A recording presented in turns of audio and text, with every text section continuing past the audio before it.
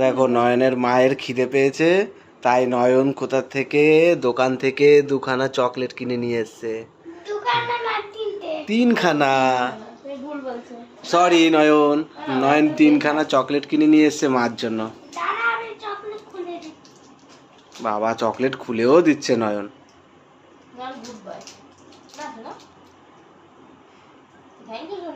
আবার আমার একটা দাও না, আমার একটা দাও, চকলেটটা ভালো, আমার একটা দাও, খুলে দাও, আমায় খুলে দাও।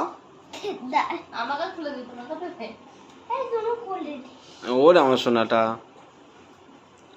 আমার ছেলে বড় হয়ে গেছে, বলে বুঝে বুঝে খুলতে যাচ্ছে না।